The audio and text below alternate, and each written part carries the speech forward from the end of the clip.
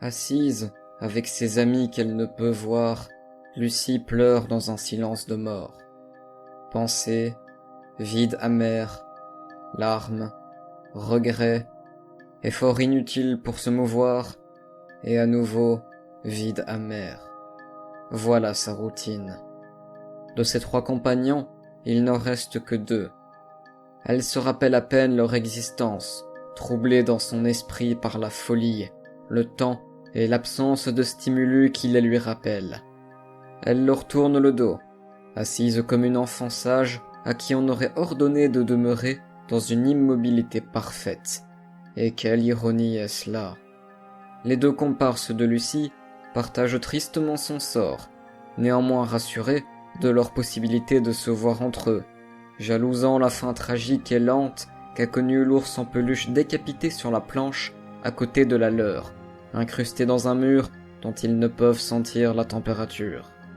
Pourquoi diable ces asticots ne rongent-ils pas le plastique également? Quelle injustice! Seul ce petit ours aura pu connaître la délivrance. Et cette délivrance, de nombreuses décennies pourraient encore passer sans qu'elle leur soit accordée. Le champ de vision de Lucie n'a rien perçu de nouveau depuis 3 années, jour pour jour aujourd'hui. Un absurde anniversaire dont elle n'a même pas connaissance. Le sommeil lui est interdit du fait de sa constitution. Quelle quantité du sommeil lui a échappé? À quel point sa perception du temps a-t-elle été rallongée dans cet éternel ennui? Elle a tant maudit ce volet fermé qui ne lui laisse même pas le loisir d'observer le cycle jour-nuit et de capter les ombres. La seule ombre, elle remplit la pièce poussiéreuse dans laquelle dansent de petits grains virevoltants, visibles lorsqu'on se concentre fort. Lucie les a un temps observés dans une maigre tentative de se divertir, mais elle ne les voit même plus. Ont-ils seulement existé? Mais qui était-elle auparavant? Une étudiante en art? Une amoureuse passionnée? Une rêveuse de constellations? Une rebelle délicate? Un peu de tout cela, en réalité. Mais peut-être est-ce cela qui lui aura offert sa place en ces lieux. Mais qu'en reste-t-il aujourd'hui? Sans doute bien peu de choses. Tous les arts ne sont pas bons à étudier. Une petite fille raisonnable sait que sa poupée ne parlera jamais ailleurs qu'en écho dans son imaginaire, et ne cherche pas à lui enlever des mots réels de la bouche, coûte que coûte. Mais Lucie n'était pas une fillette qui tenait en place, et ses fréquentations... Exquises incantations, un soir de pleine lune, avec des poupées d'enfants. Comme il serait drôle de dialoguer avec elles. Peut-être un esprit deviendra-t-il leur marionnettiste? Quel mignon réceptacle serait-elle?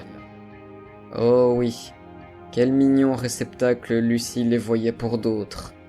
Mais pourquoi le serait-il pour d'autres? Lui ont demandé ses visiteurs. Si tu les aimes tant, plonge-y par toi-même. Et alors, les joueurs de la pleine lune obéirent contre leur volonté.